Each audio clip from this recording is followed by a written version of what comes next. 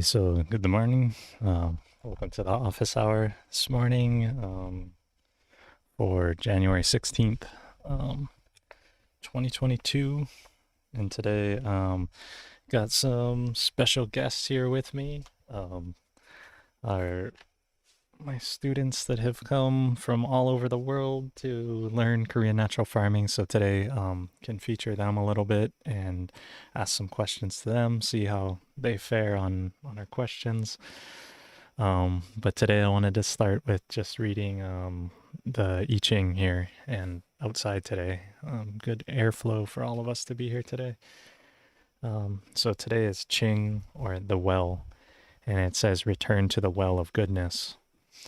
And no community can survive without a dependable source of pure water. In a similar way, human beings cannot survive without a reliable source of spiritual nourishment.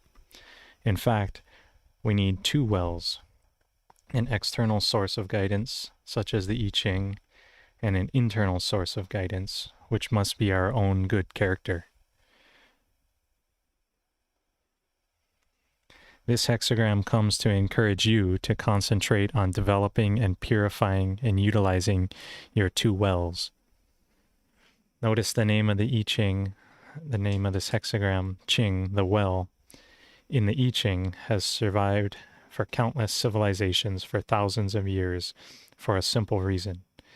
It's an inexhaustible source of spiritual nourishment. It provides us with the fundamental building blocks of a successful life. If you approach it sincerely, without mistrust or frivolity, it will guide you through every difficult hour with unimpeachable wisdom. If you muddy the well, however, by doubting the I Ching, or by placing your ego desires above the counsel it gives you, you impede your own progress. The purest of external wells, the I Ching, is also an invaluable aid in developing and cleansing the internal well of your own good character. It will, if you are sincere, reveal to you the fundamental issues of your life, and it will instill in you the values necessary to successfully negotiate those issues. The hexagram Ching comes to encourage you not to muddy the well of your good character in any way now. In relating to others, look beyond any external faults or muddiness and acknowledge that a clear well exists somewhere inside them. No person is without this, and by speaking to it, you strengthen it. If you will follow these counsels, you will meet with true and lasting success.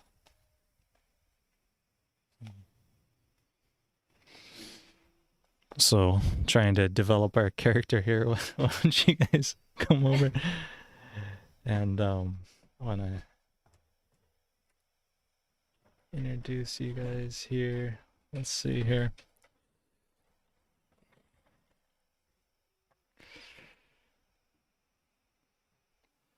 So here,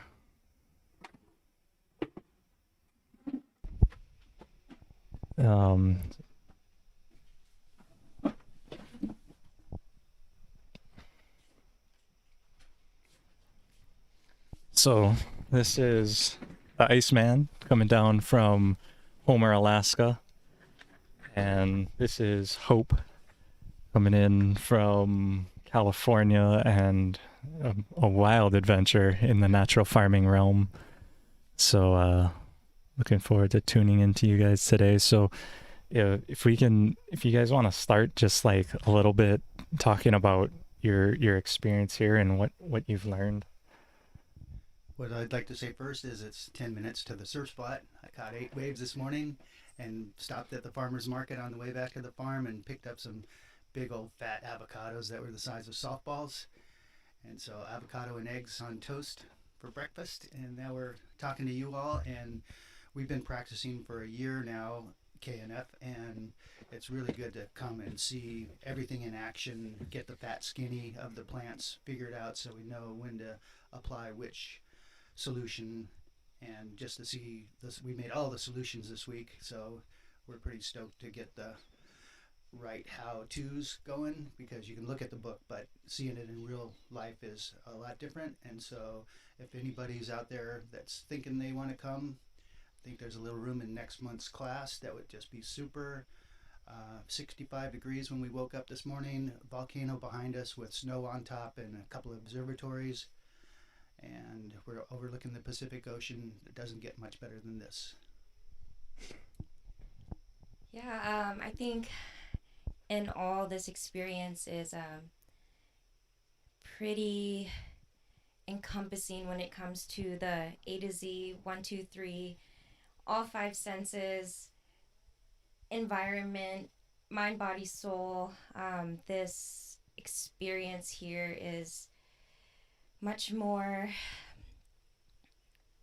in depth than I think anyone would really perceive from the outside. I had an idea of what to expect, but actually being here, it's yeah, we kind of highlighted last night. This has just been such an evolutionary experience personally. I'm sure for Iceman and Donna as well. My intro to KNF was back in 2017 by students and friends of Drake's. So kind of that full circle effect of this network that we're building is pretty empowering in itself, and feeling that connectivity and really identifying with the depths of which this experience can transcend. Where we've got Iceman and Donna from Alaska.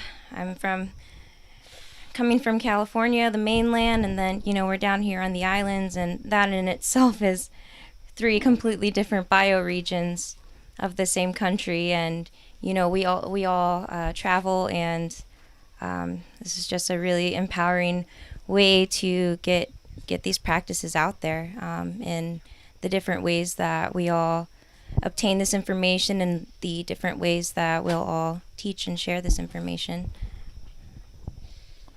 So let me ask you, in terms of when you were thinking about coming here, your confidence level with natural farming, and then now kind of after taking this course and seeing, how do you feel? Um, Night and day, definitely.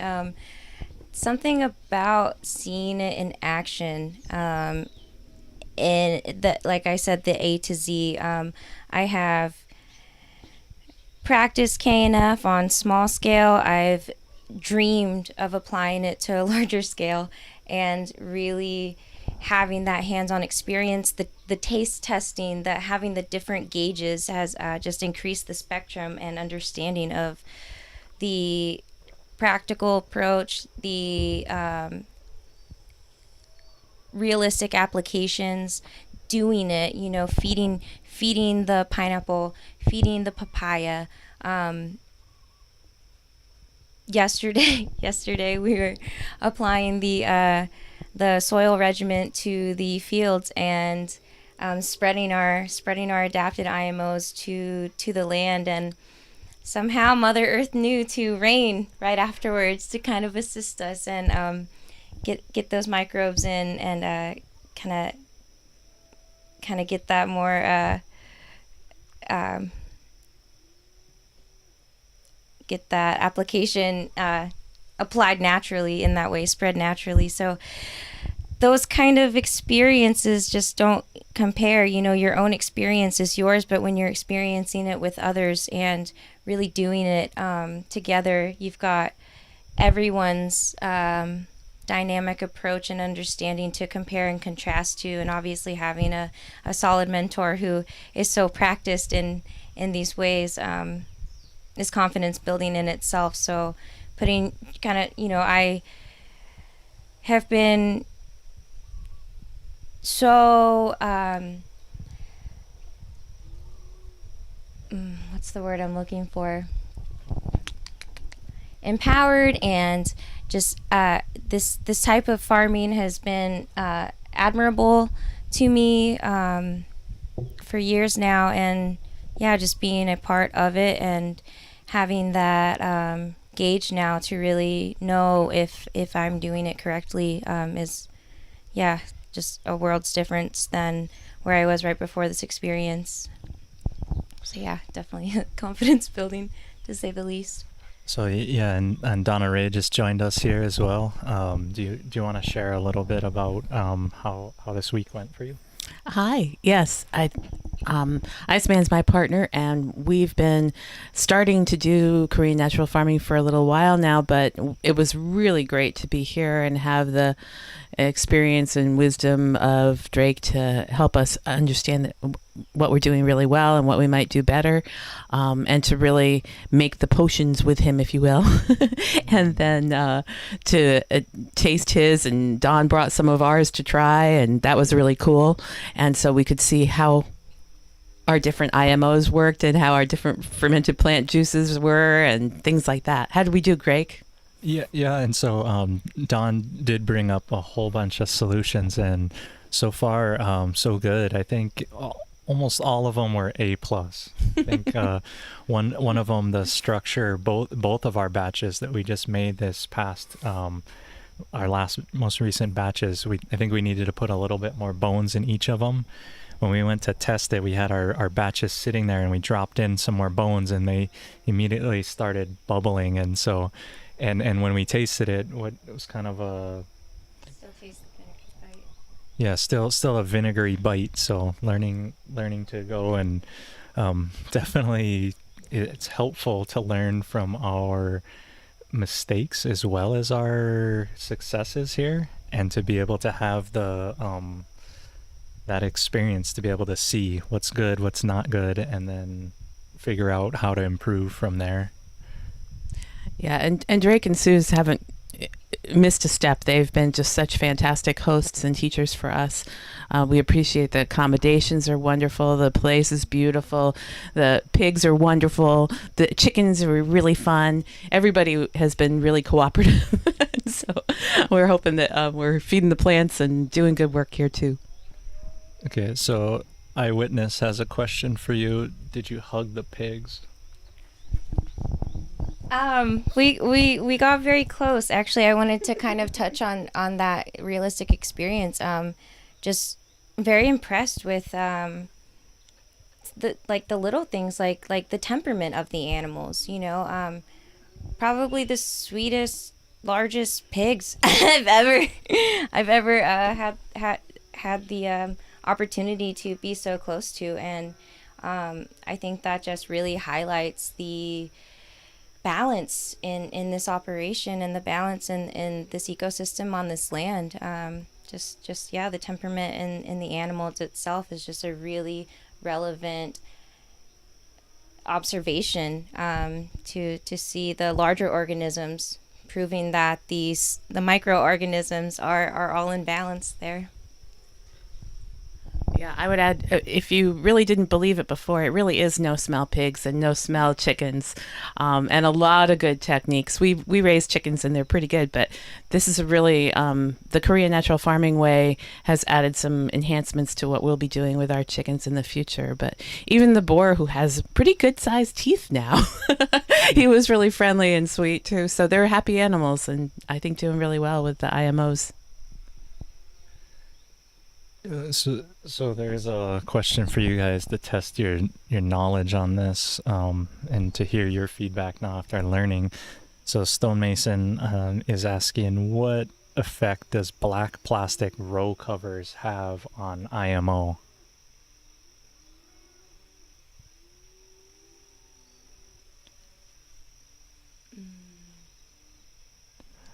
It's a good question. It is, yeah.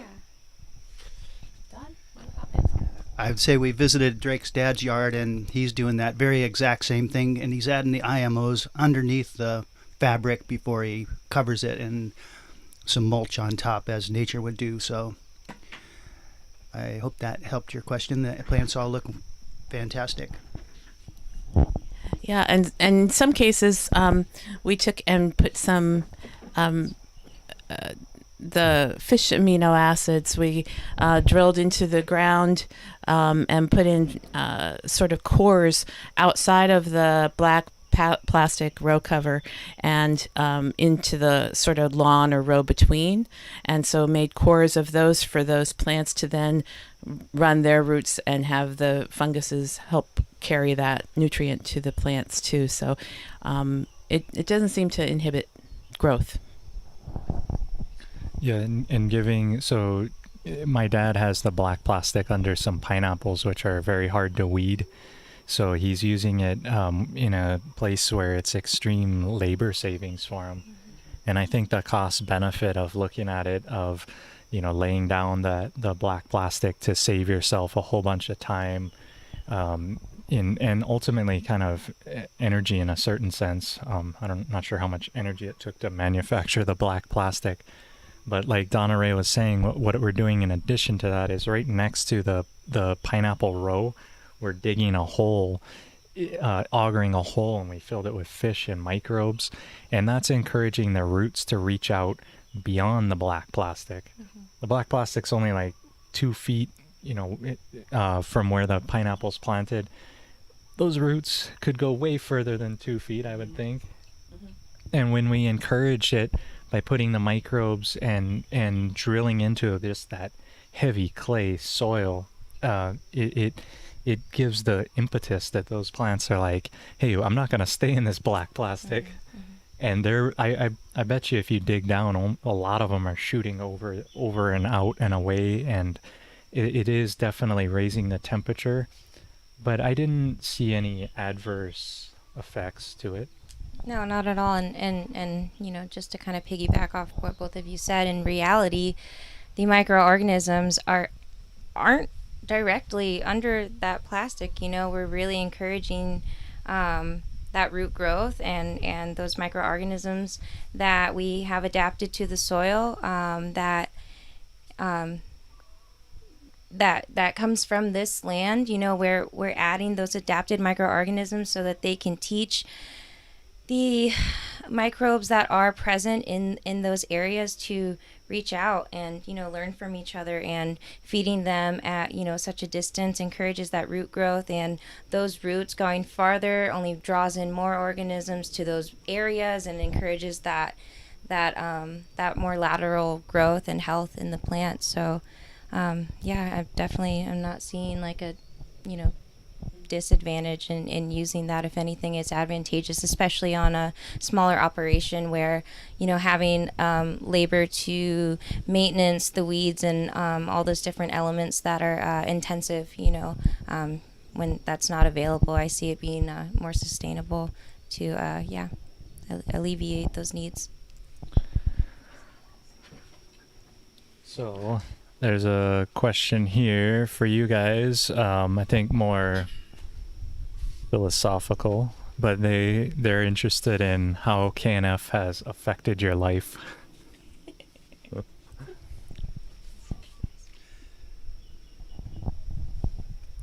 So I think it takes a while for the soil microbes to get growing, and so I think it's going to take a little time to see action in our small scale market farm, but we're excited to feed the exudates right back to the plants that we took off them and taking a shortcut through the system.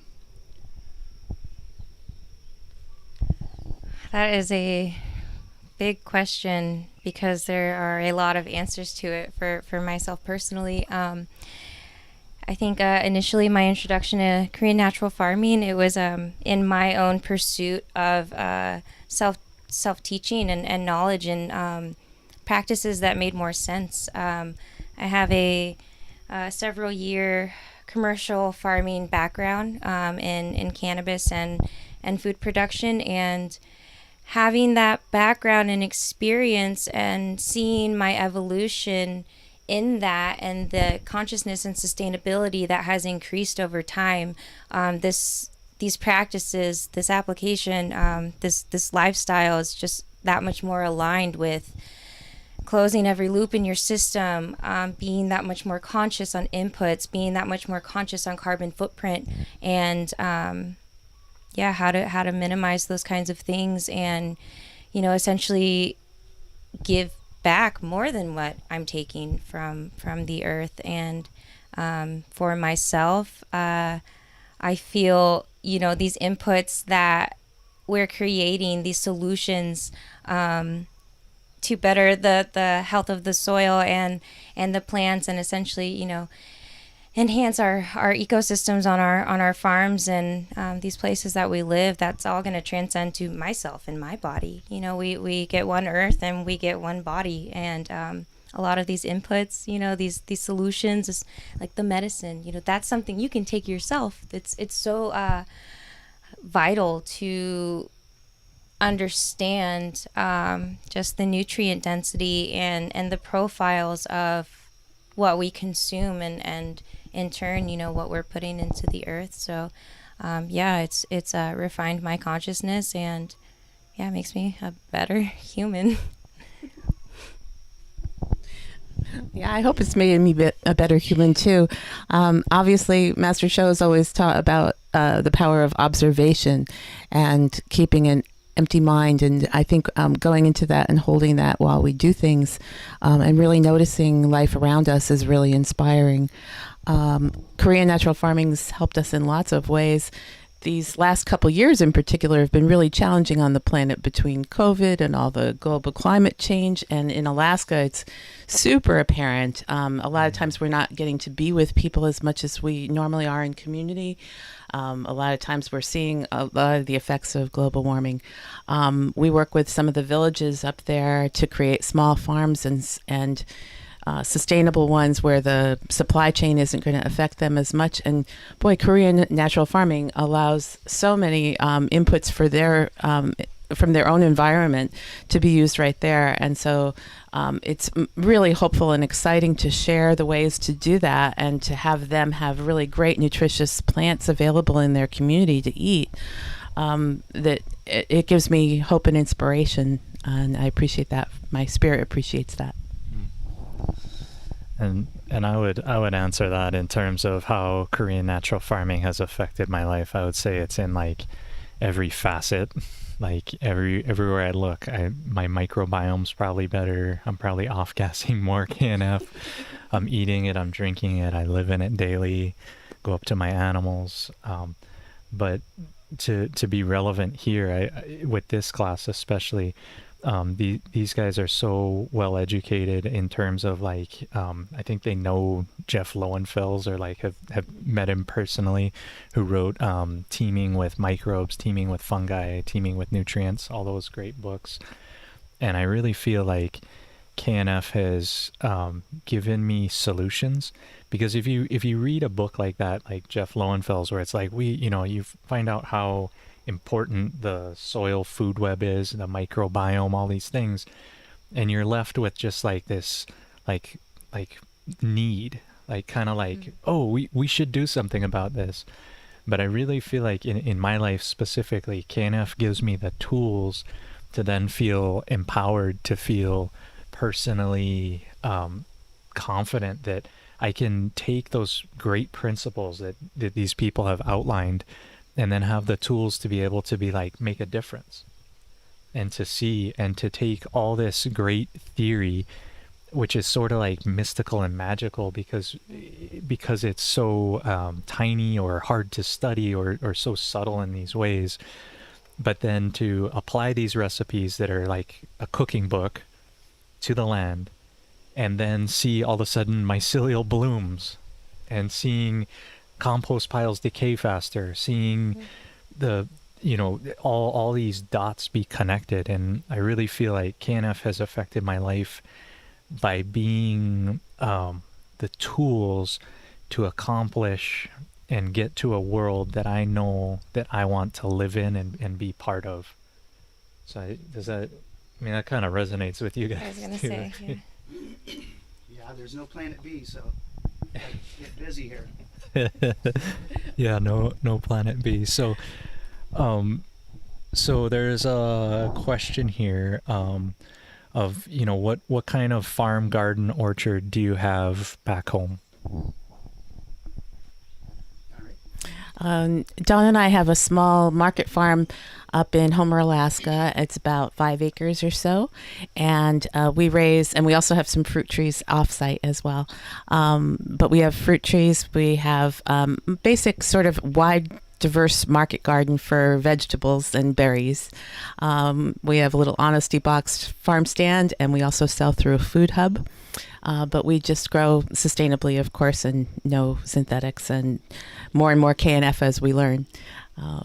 What else would you add to that? We have some chickens and ducks, and we raise some roasting chickens during the summer, just during the season, and turkeys for Thanksgiving week harvest, and serve our community. So we're looking to serve local people fresh, nutritious food. And one of the cool things we've been doing this week, I'll just mention, is Drake showed us the bionutrient Food Association's meter that tests out. I'll let you guys talk more about it, but it was really cool, and it tests sort of beyond the bricks on the nutrition of different vegetables. And so, if you want to speak to that, Dr. Drake.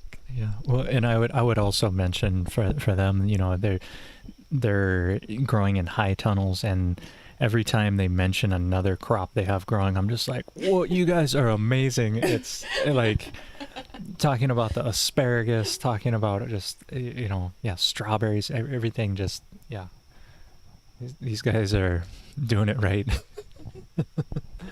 And we do some Alaska certified seed potatoes, and some grapes and hops, and a little bit of everything out there. So yeah, 10 high tunnels, some outdoor fields, cover crops. Don, anything else I'm missing there? Apple orchards. Apple orchards. Yeah, apple orchards. Yum. I personally do not have a farm yet. I have been managing everyone else's. It is an experience in itself, developing someone's farm from the ground up, or managing it from a bad place. And, that's empowering in itself. And all of these steps, investing in my own education and refining and widening my skill sets are all in preparation for when I do have my own land. We all know how hard that can be to obtain, especially in times like this. It's not like it was in the past, so I'm getting there. And it's baby steps, big steps, leaps and baby steps. So I hope you guys caught that Hope is in between gigs right now, and so if someone's looking for a farm manager, you might be able to persuade her. You can probably catch up with her through Drake. And so we're propagating lots of berry bushes, which I would recommend you guys to do that also. The black currants and the service berry for the northern climates kind of berries. With the IMOs that we did this week, it was super fantastic doing the IMO4. It was unbelievable how hot it got so fast. It was really a babysitting thing that you really need to stay on it. And so for you guys we're at latitude 17, I think, take that. And so our farm is at latitude 59. So you people in between, if you get a nice warm stretch, get your IMOs going now. You can't build enough, so just keep IMO. The 4 took it went off a little faster than the 3, but it cooled down much faster, so you didn't have to worry too much about that one. Just keep it down around that 120 temperature. Yeah, and this week making our IMOs, I saw a little bit different behavior than I'm used to, where our IMO3, where we're propagating the IMO in this rich substrate, it actually was more slower to start. It took a few extra days to get up and cooking, where it was trying to go above 120 on us, whereas our adapted IMO with the soil mixed with the propagated, it heated up steadily and then heated up well, and then now is already cooling off.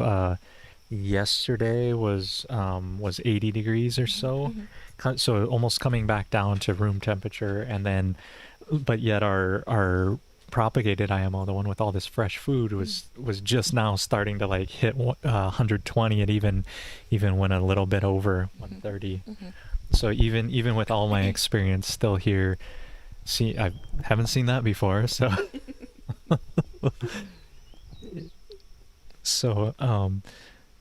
So there is a question on what are your aspirations after your experiences from this class, and how do you plan to share them with the world? That is actually, again, a question that I could elaborate on in so many different ways. I think this experience here, I came with the intention to obtain knowledge and the real life experience and have the mentorship of the practical applications to share with my communities and beyond. I'm originally from the East Coast, and my farming networks and communities are on the West Coast. But there's all of the experience and people and networks that I've met in between, and kind of obtaining the real life experience here has evolved how I think about applying this to regions outside of my comfort zone, and really having that understanding to be able to tweak and adapt to different places. And so that's really increased my confidence in being able to share this in all over the place, as well as understanding how these microorganisms work and how we can find solutions in elements of life outside of farming. We were talking about spraying the LABs on essentially anything that is smelling due to, the not necessarily like beneficial organisms like anaerobic bacteria. Having that understanding of how powerful these microorganisms can be and how applicable they can be to all facets of life and solutions to issues outside farming is really powerful. There's ways we can alleviate smell from a kitty litter box. There's ways we can alleviate smell from a horse barn. Like, again, outside of farming, these are solutions that are applicable to a lot of different components of life. And that's definitely something that will transcend beyond farming. Let's start. So Don and I are a team, and we're super excited to apply more and more KNF techniques on our farm itself. As those of you who are farmers know, it is super hard to find time to do all sorts of things, but we see true value in doing this and creating more nutritious and resilient plants. So we're super excited to do it on our farm and to spread the word in Homer and where we are in Alaska. We'll do some, maybe some YouTube and conference outreach, but we'll also, we've been talking about starting a KNF kind of club, if you will, where we can use our farm as a site and have people come and just have an evening of KNF, and maybe, Don will teach them fermented plant juice one night and then a different thing and next time they go and that sort of thing. So find some time to do that, and that way there we can also demonstrate it on our farm and have that use going on and send samples home with people. We currently, and for the last 5 years, have worked with a great group on Kodiak Island where they're starting small farms. So we started about 5 years ago with them, and now each of these village sites, of 4 to start, but there's actually more joining in, have 2 high tunnels now that they didn't have before. They didn't have much outside growing or green vegetables in any of those village sites, really. And so we've been working with them, and they've really now started producing. And just this past month, they released their website. So it's the Kodiak Archipelago Leadership Institute, or CALI. And you can look that one up. And in Alaska, we try to promote locally grown foods. So there's a whole campaign that the Division of Ag has that's called Alaska Grown. Well, now these folks on the Kodiak Archipelago have Alutiiq grown for their tribal growing. And so they have created a whole brand, and each farm has its own logo and site, and they're now expanding out into hydroponics a bit. Of course, we're a little more soil based, but they're into the hydroponics, and super great for the winter, especially to have some fresh greens in the village available is super fantastic. So we support that as well. And they're getting into kelp farming. One of them has a bison herd, and they've started from basically nothing in most of those sites, just a little bit of garden, but they see the value in it, and they're doing more and more. So that's super exciting, and we hope to keep continuing with that. Don? And so, as soon as we get home, we're going to do a biochar talk with the Cooperative Extension, so the University of Alaska Fairbanks. And then we're doing the Homer Garden Club. And they said, when should we do this? And I said, as soon as possible, so you can make all the solutions for the summer. And so we're going to buy 10 of Drake's books and take them back with us. And hopefully everybody will get a little chance to take a look and get some things going and growing. Yeah, so if you guys are up in the Alaska region, and I think if you do your meeting, would you do it, have any online Zoom type of thing for folks to engage, or would it just be with live audience? It depends. Everybody's kind of hesitant about COVID, so I think it might end up being a Zoom meeting, in which case I'm sure people would be welcome to join in. You could So there, if you do want to check them out, it's Oceanside Farms. Oceanside Farms in Homer, Alaska. Yes. Yeah, so start, if you're up in the Alaska region, you want to join in with them, start checking that out. And it's great to have, facilitation spreading to more regions, because as people bring it and they anchor it and then they practice it, that's really what helps natural farming to grow. So there's a specific question here. Francis is asking, I'm new to growing cannabis with KNF methods as well. Could you talk more about your experience applying KNF to cannabis? It's a hot topic these days. Sure. And Hope's been way deep in that industry, so let's hear. Let's call them tomatoes. Yeah. Okay. I think green tomatoes. what's really advantageous about these applications and solutions are with cannabis, with green tomatoes. With green tomatoes, there is essentially a specific nutrient profile that you're going for at the different stages of the plant's life, and with these solutions, you can really hone in on that.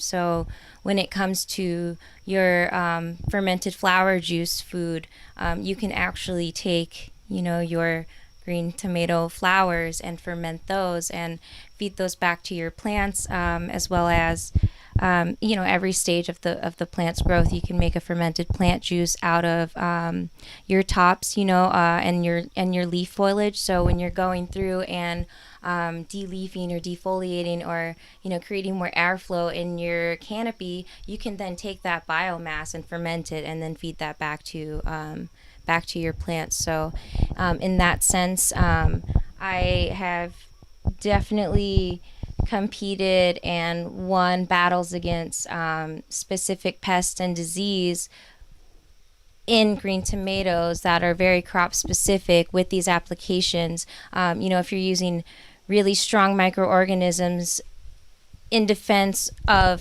say like powdery mildew, is a in California at least, is a disease that you see in green tomatoes a lot, and especially in the more agricultural communities, you get a lot of that diversity in pest and disease.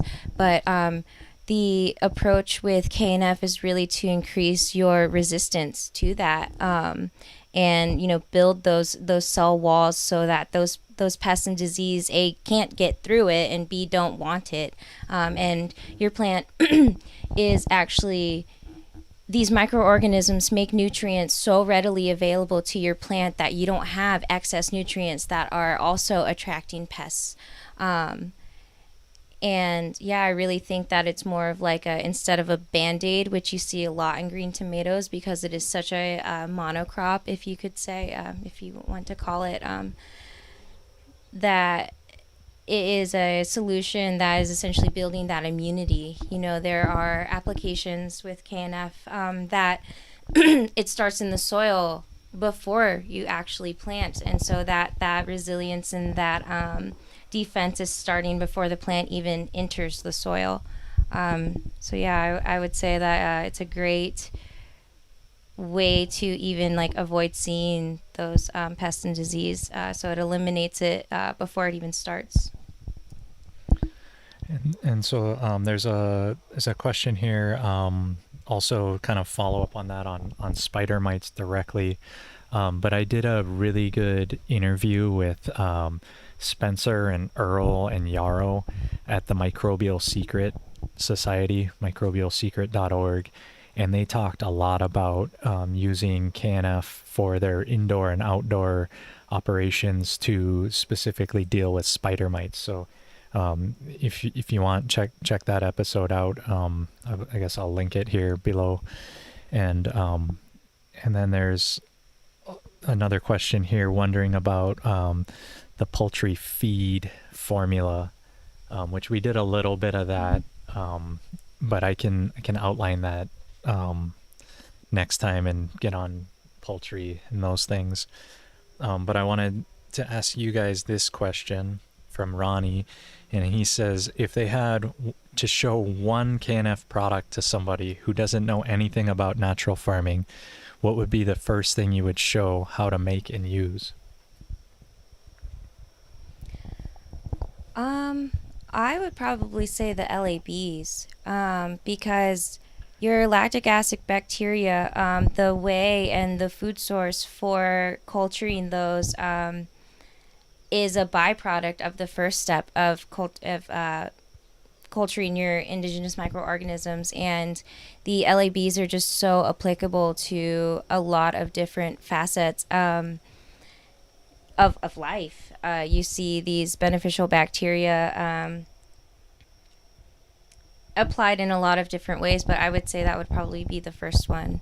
I would introduce. It's probably the not the easiest to make, but one of the it's using a byproduct. So as a byproduct of the first step of culturing. Yes. So just to back up to the spider mites, in Drake's book, there's a really good recipe for building natural soap, and you could use that as your laundry soap and your hair soap and your dish soap. And you would just take maybe a plant from around your farm, basil or peppermint or something, and throw it into a pot and boil it down until it's half size, and then you would add that to your soap and make a spray for your bugs that you're trying to kill. And you could just take one branch off and throw it in a bowl or something and spray it and see how much dilution you need to do. You don't want to put too much harshness on your plants, just enough to kill the bugs. And what was the question? So the other one is, if you were to introduce someone to natural farming, which solution would you introduce them to first? I think the fermented plant juice is pretty darn easy. So go out in the morning and cut some plants down before the sun pops up, so you get all those good yeah, I'm thinking of the enzyme that's auxins. Yeah, Donna Ray's my hero. So and then you can, if it's terrible, tear it up instead of cutting it, and then kind of mix it with brown sugar. The recipe is in Drake's book again, and it's pretty darn easy. Maybe 3 to 4 to 7 days, you'll have a product that you can add right to the plants. Donna Ray? Yeah, I probably would go with fermented plant juices as well, just because they're pretty simple to make, and you can see results really quickly with your plants and with the results for growth tip growing, or just before flowering, or just before fruiting, and work on the timing of that to coincide. The other thing, I guess, the really exciting thing is collecting those little leprechauns, those little microorganisms out in the world, and just letting people realize, wow, if you put out a little box of that rice and make your IMO1, you can see all those little critters growing, and that's super exciting. So that might be a good demonstration as a first thing as well. I kind of wanted to piggyback on this question really quickly. I think it really depends on kind of what your intent is. Say you have a farmer garden that is experiencing a lot of pest and disease. Introducing KNF shouldn't be seen as a solution in that respect until, like, I would suggest, using the soap or the LABs to kind of combat your pressures and get those down before adding a more of a food source, which like the FPJ, which could essentially increase your issues. If your plant is in a condition of health where it's already not obtaining and uptaking these nutrients, feeding more food is not going to be a solution. I think really increasing the activity of your soil by adding more minerals, adding that salt water, as well as kind of like alleviating the pressure, the pest pressure, using the soap, get those bugs off, using the LABs, combat those disease, that powdery mildew, and then introducing more of the solutions that are going to invigorate the plant. Okay, and then I got a question here. This will be like a quiz for you guys. Stonemason is asking, should IMO4 be stored where it won't freeze?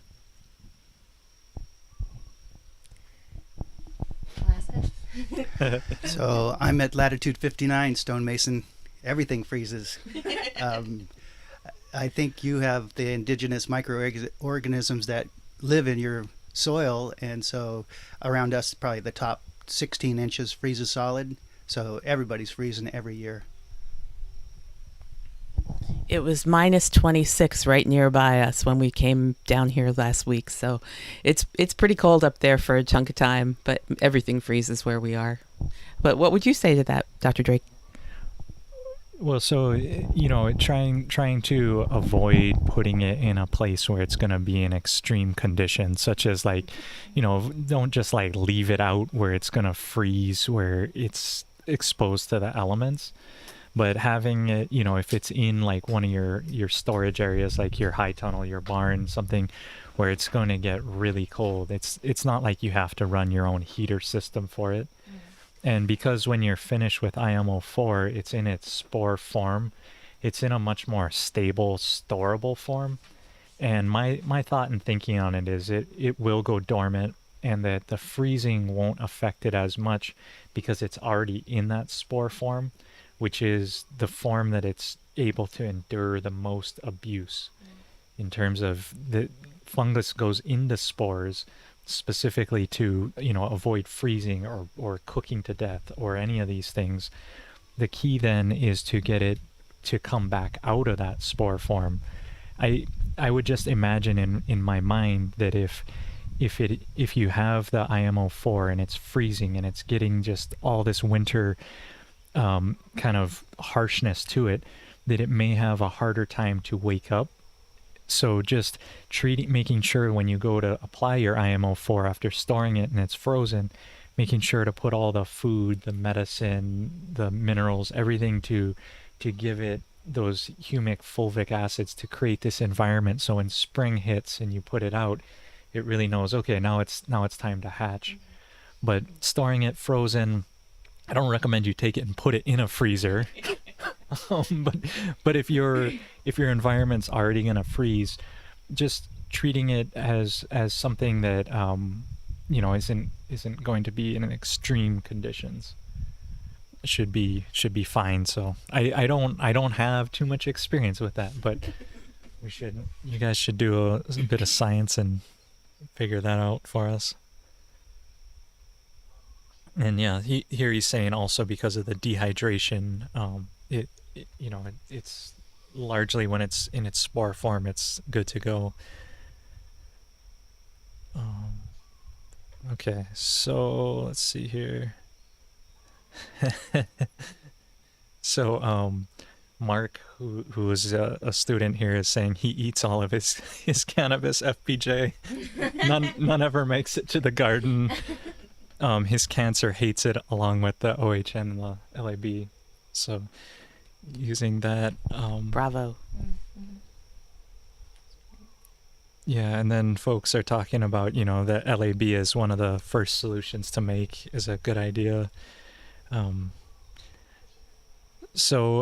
there's a question here from Francis asking, can I make IMO without OHN? He says he's having trouble sourcing Angelica without through international shipping.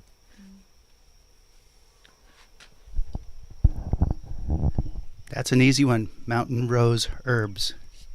And you got it. They have all the ingredients right there. They'll ship it to you. That's what they do for a living. And so what I would like to say here, I know we're running out of time. Well, we're good. A lot of people are teaching and writing about KNF, but Donna Ray and I are avid YouTubers in the wintertime because we have like 5 hours of daylight, so plenty of time, downtime.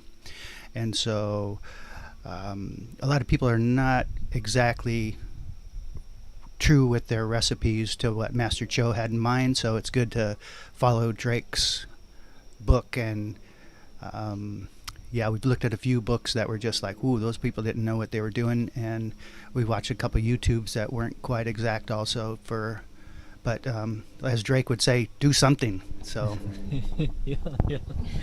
And one of the things we're hoping to do now that we've taken this class, especially, we've been inspired as we start to really get better and better at the recipes that we're doing and doing it properly. We're going to hope to expand out and try some different things that are plants that are in our area and see how available they are for use. Specifically, Angelica, we have a variety of Angelica that's different than the one I think that they sell through Mountain Rose Herbs. And so we'd like to try taking some of that root and harvesting it ourselves and seeing if that variety or species of Angelica will work as well or differently in our environment. But it's about using what's local. And once you kind of get all these good skills down through doing a class like Drake's, then you're more free to be creative and expand, I think, and start to know what's really working or not. I was gonna say Gil Karengan of the Philippines. He just uses ginger and garlic in his ferment, and the herbs are too expensive and inaccessible where he is, and he says the ginger garlic works just fine. You got to do with what you have. And I would say also, just to add to that Master Cho's recipes are kind of like the top end result, and so it's something to grow to and aspire to. Gil would always talk about cars, and he'd say, you can get the Ferrari to get there, but you can also get there on a moped. And so the key is to, we talked about this here of the how versus the why, and really the why of what you're trying to accomplish tends to be the more important factor of why you're trying to do something. So still accomplish that why, and then always get better with how you're getting to that why in a building process. Because when you guys started, you didn't have everything ready at once, but just starting to apply those things as you're making them and then see those effects, I believe is helpful as well.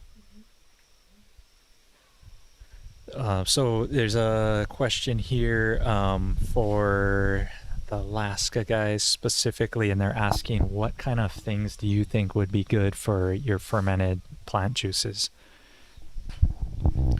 So we've been doing horsetail for silica and comfrey for potassium, phosphorus, and a little bit of nitrogen. And then we're doing stinging nettle for nitrogen and boron. Yeah, I think those are the main ones I'm thinking of too. I'd like to try doing some from some of the plants that we see with different properties that are interesting to us and seem helpful. Things like chickweed that grows so prolifically where we are might be a really good stimulating kind of a fermented plant juice to do.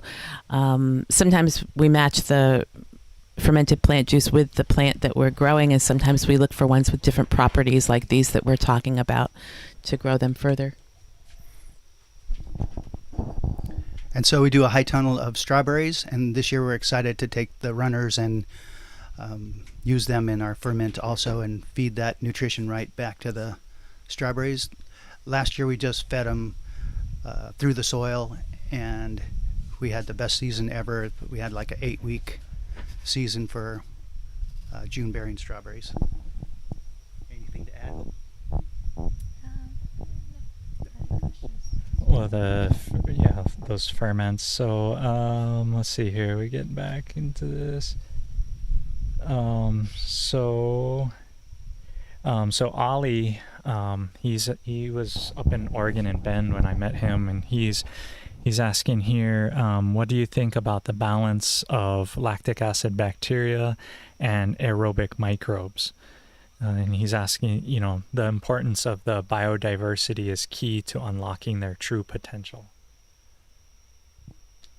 So what are your thoughts? I think kind of talking here about the balance between lactic acid bacteria and then by aerobic microbes, like meaning the IMO, and what are your thoughts on that balance? I think that an imbalance in microorganisms becomes very relevant, and like you can see it, you can smell it, and I think that having a balanced microorganism profile and diversity is going to be most advantageous, and it's also dependent on what you're growing and what your intent is. If you have trees and more fibrous plants growing, generally those are wanting a more like fungal dominant profile, as opposed to say like more vegetative growth, or like your grass is going to want more of the bacterial diversity. So I think that really reading your landscape and understanding what your specific larger organisms want will kind of like give you the range of what kind of diversity and profile you're going for, if that makes sense.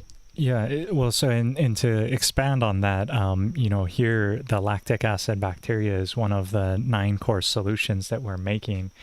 And I actually am running into an interesting problem, so to say, where the lactic acid bacteria we tried to make during this class turned out like yogurt instead of separating like curds and whey. So what I believe is happening here is that we've actually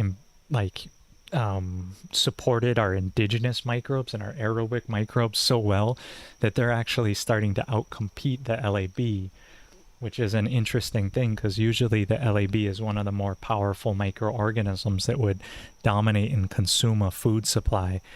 Yet for some reason here, there's so much Bacillus subtilis and these other what would be more indigenous microbes taking over, that they're out competing my LAB. So I've gotten to a point where I think I've been natural farming long enough that the IMOs are really rising back to their strength, and then that's just gonna be a benefit, because those are the ones that I really want to. Those are building my soil and doing these things. As market farmers, I'll just add, we really appreciate that diversity through developing these IMO4s and doing all of these practices, such that we're going to likely reduce our crop rotations, because they won't need the rotation so much if their soil is full of a diversity of microbes. So I'll just throw that in there as a thought, as a market farmer. And so it's a pretty cool way to turn a monocrop into a polycrop, for thinking the plants will think there's more plants around because they're getting exudates from a different variety.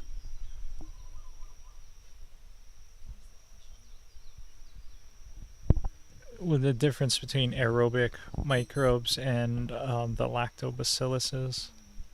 If you want more of one or the other.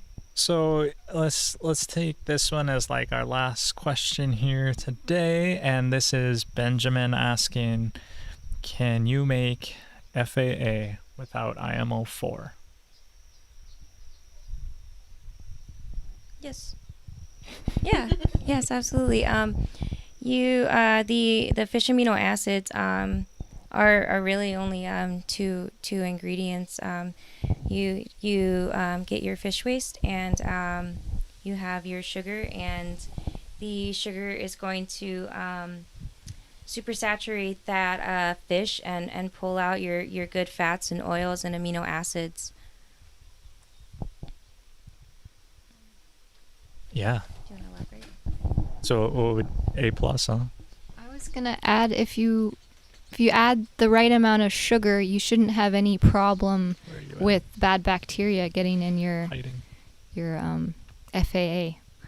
You might think to add the IMO to sort of mitigate pathogens, but the sugar itself is a good enough substance to mitigate that. And then FAA is full of lactobacillus, so that's also present, contributing to this really great product that doesn't stink and shouldn't stink. Yeah, Dr. Drake taught us to put a lot of the brown sugar on the very bottom of your bucket to start before you put your fish down. And then that way there you won't get such a possibility of anaerobic bacteria, in my mind, in the bottom. Is that accurate? Yep. And then layer it even amounts as you go up the bucket. Yeah. So once again, I'd say get the book and straight from the horse's mouth. So you'd want to come to the class, more importantly. But if you can't, then get the book and blueback fish. So salmon, tuna, anchovies, herring, oily, and super nutritious. Yeah, so wanna thank you guys for tuning in today. I wanna thank you guys for being here, sharing your wisdom, going out and the kindness, and then also GrowPro and Stonemason for helping financially support us in this endeavor and getting our YouTube live to you guys. I'll be back next week, Sunday, 9 a.m. Hawaiian time. And in the meantime, we're gonna have some fun today, finish up our recipes and graduate and to have fun with each other here. Enjoy the beautiful day it is in Hawaii. We're going to get the microscope out and spy on them. All those microorganisms. Yeah, look and see what they're wearing or not wearing. But yeah, thanks for tuning in, and long live the natural farmer. Aloha.